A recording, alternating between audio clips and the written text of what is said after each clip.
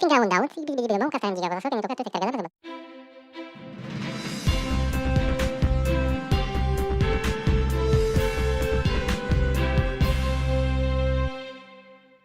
Welcome to Skippable News. I'm Jason Brown. I'm Jimmy T. And if you don't know what to do by now, you just go to the menu options down below and you skip to the parts that you want. If you're watching on Channel 3, I'm really grateful.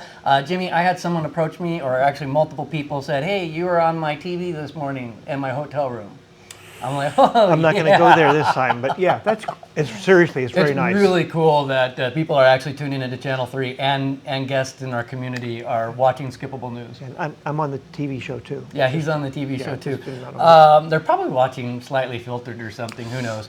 But this week, we've got, I interview our new fire chief, Brett Russell. Outstanding young man. Yes, yeah. And I interviewed Donna of Mule Days, and she's got some great announcements. And we had Fred Rowe, of course. Fred Rowe is in. And then we've got the dust off of one of our old interviews that should have been shown a long time ago, but Chris Langley interviews Angelica from the Lone Pine Chamber of Commerce. Angelica is probably going to become a more local presence here on Skippable News, at least hopefully once a month with hopefully most other chambers. We're turning this all into community television as well as community radio. Yes. Right? Yes, and there's one thing that Tawny Phelps said, once you've seen one Chamber of Commerce, you've only seen one because they're all different, but they all support businesses. Yeah. So let's talk about her comment of the week. Let's talk about We're really... Where are they? Come on, guys. Let's get a little bit better out there. Get your butt hurt on. The only thing that I saw that was remotely close to putting on, and I'm just going to mention it, is the one butt hurt about the youth football meeting that is coming up in Sacramento on the 10th of January of potentially banning youth football. Other than that, get your butt hurt on. Send those butt hurts and letters to us. Yeah, and if we're your butt hurt, then fine. Put it out there. We don't care. Hey, let's go to Chief Russell and myself. Enjoy. I'm Jason Brown with Laughing Parrot Productions, and I have Chief Russell from the Bishop Volunteer Fire Department with me today. You've probably seen him before already on the show, and he's back. But today I thought let's spend a little bit of time of finding out your background, how you ended up in Bishop, how long you've been a fireman. So let's start with how long you've been a fireman. I started out as a fire explorer with Orange County Fire Authority at 15 years old, and I'm currently 37, so I've been in the game for a little while. What's a fire explorer? Tell our viewers. A fire explorer is a fire cadet or junior firefighter through an organization. Okay. So, junior firefighter. And then what did you do after that? Did you go to like an academy? I did. I went to the Orange County Paid Call Academy directly out of high school in 2005. I worked as a California, what was the title? It was a Urban Search and Rescue Logistics Technician through Orange County Fire Authority. And I worked at Station 19 as a paid call firefighter with OCFA for quite some time. I worked for Camp Pendleton Fire Department for the better end of a decade. Wow. And my first fire chief job was in Jeanerette, Louisiana. Oh, okay, cool. And is that where you came from to here? No, most recently I was the fire chief for the Beckworth Fire District for the last 5 years in Plumas County, California. How did you find out about Bishop and what drew you to our area? Great question. So I've been coming to Bishop since elementary school, 4th grade, snowboarding in Mammoth, relatively avid snowboarder. We would stay in Bishop when we'd come up here to snowboard in Mammoth. So we know the area, we love the area, and I initially saw that Bishop was hiring a deputy fire chief. I looked into that a little bit and saw that they had taken that down, that they were actually looking for a fire chief, and fire chief is more in my wheelhouse than deputy chief. Okay. And long story short, here we are. Wow. And you started officially last November, is that correct? I did. November right. 1st was my first day. So November 1st, we're about 2 months in. You must still be getting your feet wet? Yeah, still getting my feet underneath me, and it's a little bit of a juggling act. Hit the ground running. There was no honeymoon phase, and kind of jumped right into it. Yeah. How was the fire season for Christmas? Did we see anything major or was it normal? No, knock on wood, no major incidents. That's good. That's good. Well, no incidents is always good news. I definitely like that. I've been frequently reminded, my tattoo, if people don't know, is the fire of our house, and it was 8 years ago. Happened in November 19th, and all my memories that Amazon has been giving me have been pictures of the house. And finally, yesterday, it was pictures of progress of the house, you know, finally getting put back together and stuff. So fire during the holiday is no fun. I'm glad to hear nobody had to go through that. It was hard times. Anything you want to share with our viewers, like how to become? I know we did a video for you guys quite a long time ago. joinbbfd.com is still there. People want to go out and see the recruitment video, but I'm sure that you're always in need of volunteers. We are. Volunteers are the backbone of the Bishop Fire Department. Obviously, we couldn't do it without them. We have some great men and women on the Bishop Fire Department, and we are always accepting volunteer applications. We have a little bit different of a process on how we're doing things since I've been involved. We train on Wednesday night, so if anybody has any desire to come through, please come see me. We'll get you an application. The sooner the better. That way we can get the ball rolling, get people acclimated within the organization. And that's Wednesdays at Line Street, 7 p.m. That's correct. Okay. Yep. Go ahead. Sorry, just want to make sure that the viewers knew. Oh, absolutely. No, we are, like I said, always accepting applications and looking to get some fresh blood within the organization. That it? With recruitment? Yeah. I thought you had a little more on your list there. Oh, I've got a handful of other things to talk about, but as far as recruitment, that sums it up there. Well, I'm going to let you take it over because I've asked you quite a bit of questions already. You've given us your age. You've been a fireman for a long, long time. We're glad to have you. We know that you've told us that you love the area, so that means you're probably locked in and going to stay.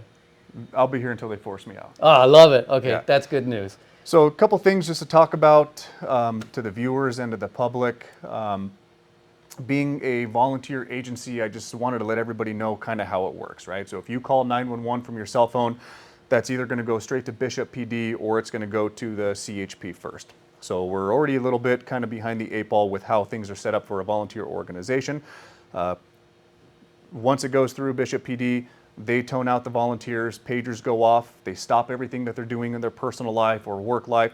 They respond to the station, wait for other volunteers to show up to ensure that we have a staffed fire engine or fire truck going out on these calls, and then they go, right? So we're not staffed 24/7. Some people get the false sense of security that the fire department is staffed. We are not. It is truly a volunteer organization.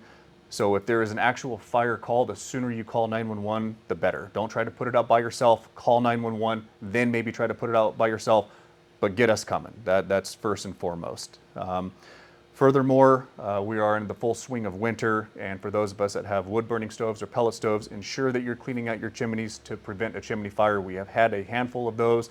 Knock on wood, the fire department gets on scene pretty quick and knocks it down so it doesn't turn into anything further. Smoky house. Oh yeah, that's right. It sure turns into a smoky house. And of course it could be worse. And there's one on the Join BBFD video. If they go and watch that, they'll see a chimney fire there and what it's actually like. Yep. It's quite the thing. It is, and it can definitely turn into a full-blown working structure fire if not tended to promptly. Furthermore, just a few precautions. Obviously, being in the swing of wintertime, it's getting cold out there. So if you're traveling short distances, long distances in a rural area, make sure you have an extra blanket, make sure you have water, maybe a few snacks in your car, because if you're traveling in rural areas, we know it can take quite a bit of time for emergency resources to make it to you. Yeah, especially if you're out in a place where there's no cell phone service and you've got to wait for That's some right. type of person to pass by and offer you help. Absolutely. Yeah, and there's a lot of areas like that around here. And I like what you said about the volunteers. They literally do drop everything that they're doing at that moment and they're gone. And I want to thank the employers that allow them to do that. Great call. So that's something I have a strong appreciation for what you folks are doing here to help folks like myself and my partner, Chief Durr, broadcast the information from police and fire to the public on what's going on if they didn't catch a city council meeting, et cetera, et cetera. Yeah, this is a great thing for the public to be able to reach out. Well, thank you for coming in. Yeah, thanks for having me. It's always a pleasure, and you'll be seeing him without me a lot more in the future. Happy 2024. I'm Pastor Tim Holman, representing Grace Lutheran in Bishop and Mammoth Lakes Lutheran Church. A message to you from Luke 2, verse 21. When he was circumcised, he was called Jesus, the name given by the angel before he was conceived. Parents often spend a lot of time discussing what to name their newborn. Joseph and Mary needed no discussion. The Lord's angel told them the name was to be Jesus. Jesus is called by several other names, notably the Son of David, in many verses of the New Testament, in fulfillment of God's promise to David. Of the thousands of characters in the Bible, there is only one David. We're told more about him than anyone else in the Old Testament. Paul wrote that all Scripture is breathed out by God and profitable for teaching, for reproof, for correction, and training in righteousness.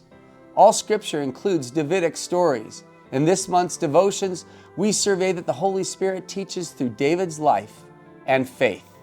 I'm Pastor Tim Holman from Bishop Grace Lutheran and Mammoth Lakes Lutheran Church. Happy New Year. Hello, this is Jimmy T with Eye on the Mule. Today we have the amazing, the wonderful Donna Bird. Donna, welcome. It's great to see you. Happy New Year. Same to you. Same to you. Thank you for having us. So I think you have an announcement about this year's Mule Days. I do. So, number one, I want to dispel any rumors that there will be no Mule Days. Mule Days is alive and well and going strong, and we are working our asses off to put on this year's event. So, number one, I'd like to announce this year's theme. What is this year's theme? Keep calm and mule on. I love it. Isn't that awesome? That's great. Can we put number 42 on all the mules? That's great. Keep cool and mule on. Keep cool. Calm Keep calm. and mule on. Awesome. When will that merchandise be on? I want to buy some. That's great. So Claudia, our queen of the merchandise, she is hard at work designing, and it will be very, very cool. We have some really cool ideas, and I think this year's belt buckle is going to be very popular. I'll just say that. Awesome. Great. I'm going to leave you hanging. Cool. Now then, tell us about what Mule Days does for the community all year long. Well, I think that a lot of people are just so used to Mule Days being around. This is our 54th year. And so most of us have grown up with Mule Days in our life, and people just assume that it's just gonna just keep going on and keep going on, but it takes a lot of work. And we don't just show up once a year and ask people for sponsorships. It is our goal, and it is the reason the Mule Days was founded, was to give back to the community. So the founding fathers of Mule Days decided to start Mule Days because tourism was low at that time of year. So they've created this international event, and it brings millions of dollars into the community just during that week. But through the years, Mule Days has been able to give back by building the bleachers that you sit in when you go to the Tri-County Fairgrounds. If you've ever sat and watched the Destruction Derby, you're sitting in bleachers that were built, paid for, and donated to the community by Bishop Mule Days. If you've ever listened to Gary Young announce from that announcer's booth, he's sitting in an announcer's booth that was built and paid for by Bishop Mule Days. If you have a child or a grandchild that's participated in football, basketball, drill team, cheerleading, 4-H, you have family that's helped be supported through donations from Bishop Mule Days. Money makes everything happen, and a lot of children's sports, they need a lot of money. Yes. And you really help them over that threshold. Most of the sports do not require a donation to become a participant. This is partly because of Mule Days. So wow, so you not only, my big thing is about the history of things. You look at the bleachers and go, that's nice. Where'd they come from? It came from Mule Days. Yep, bought and paid for and donated to the community. Awesome, that's great. So stay tuned, Donna Bird will be back. So that was two things. Number one, the theme. Oh, yep, our theme. Keep calm and Keep mule. calm and mule on. And number two, Mule Days gives to the community all year long, statically and dynamically. Donna Bird, thank you very much for coming. It's always a pleasure. Good to be here. Stay tuned for more Eye on the Mule.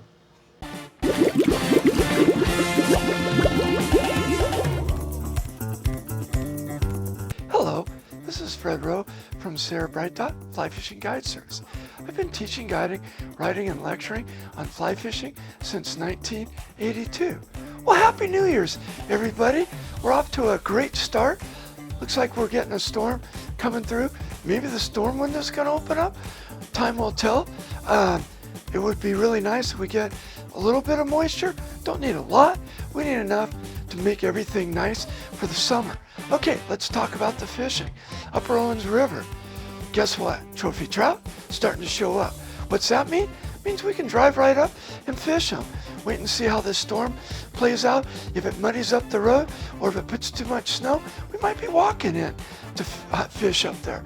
Okay, what are we fishing up there? Well, for me, same old, same old. Why do I fish the same flies all the time everywhere? Because guess what? They work. So what are the same flies? Well, olive quildagon or a hotspot pheasant tail to catch the little fish. And then for the big trophy trout, what am I using? A green gold prince nymph. It's tied out a wire for the body, and the stoner nymph. Why are those two flies working? Because they're offering the fish a big bite to eat. And where are we fishing them? The deep holes, the deep runs, and the cutbanks. That's where those fish are resting and feeding, and that's where we're finding them, taking the flies. When it comes to the spawning beds, I don't fish over actively spawning fish. We want those fish to reproduce so we can have a healthy fish population in the Upper Owens River. Okay, let's go over to Hot Creek. It's not getting any pressure. Most guys are chasing the big fish. They're not looking for the little fish. It's not really much of a dry fly opportunity right now. So if you want to nymph and pretty much nymph by yourself, go to Hot Creek. Midges, tiger midges, zebra midges, blood midges, brassies, those things are working there. There's also mayfly nymphs in the water, good population of blue and olive mayflies. So I'm using beadhead flashback pheasant tails and hotspot pheasant tails in there. Middle of the day, good time to fish. Be aware, the way the sun is right now, by 1, 2 o'clock, it starts getting cold in the canyon. Fishing seems to slow down. So yeah, I'm fishing 10 to 1, 10 to 2 at the most. Okay, let's head down the hill. Guess what? Great news. Lower Owens River down to 250 CFS. Got out the other day to make sure I can wait and make sure there's fish in there. What are we fishing for flies in there? Well, same old, same old. I'm using the olive quildagon on the bottom, and I'm using the stoner in the middle, and I'm using a hotspot pheasant tail on top. Well, it seems like every time the water drops, we see an increase in hydropsyche because they get to move with the water and not get stuck high and dry. So I'm seeing a lot of hydropsyche caddis in the fish samples that have been taken. So that's the other fly I'm fishing out there right now. What are we catching? We're catching some nice fish, 10 to 14 inch brown trout. So my recommendation, throw the waders on, go fish the Lower Owens. Bishop Creek Canal, it's dropped, it's low, but I'm not spooking fish in there yet. So it's not as low as it will get. What am I fishing in there? Well, right now, they're feeding on midges, and they're feeding on black fly larvae, and they're feeding on mayfly nymphs. So what flies am I using? Well, I'm using beadhead flashback pheasant tail in an 18 or a 20. And I'm also fishing the stoner nymph in there, and then I'm fishing midge patterns down to a 24, tiger midges, olive midges, zebra midges. Well, this has been Fred Rowe from Sierra Bright Dot Fly Fishing Guide Service. I can be found on Instagram or on Facebook, and also every Tuesday at Mahogany Smoke Meat. Join us and eat a burrito. Or you can find me on lpptv.us.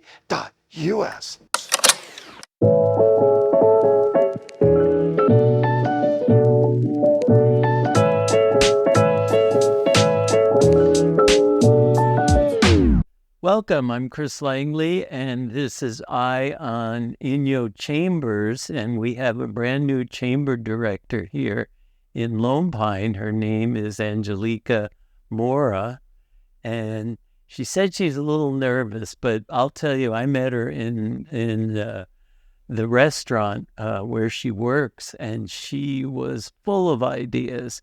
Now she's getting nervous, but we're going to pull those ideas out of her.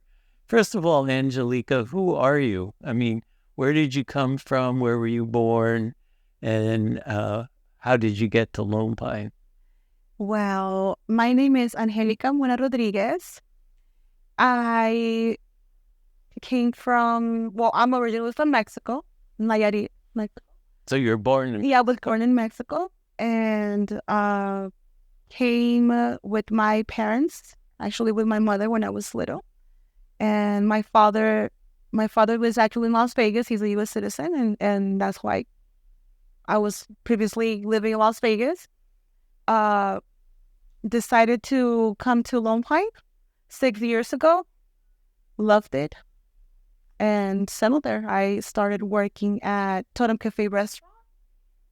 So I've been there quite a few years. Yeah, I've been there for 6 years and love the community.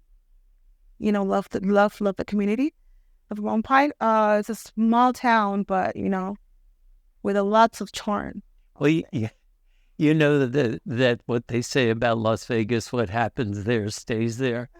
It's true of Lone Pine, too. We say what happens in Lone Pine stays in Lone Pine. Yeah, and I tell them, I was like, you guys are not getting rid of me. I'm staying right here. I love it. I have 2 boys. I'm a single mother of 2 boys, Axel and Max, 7 and 12.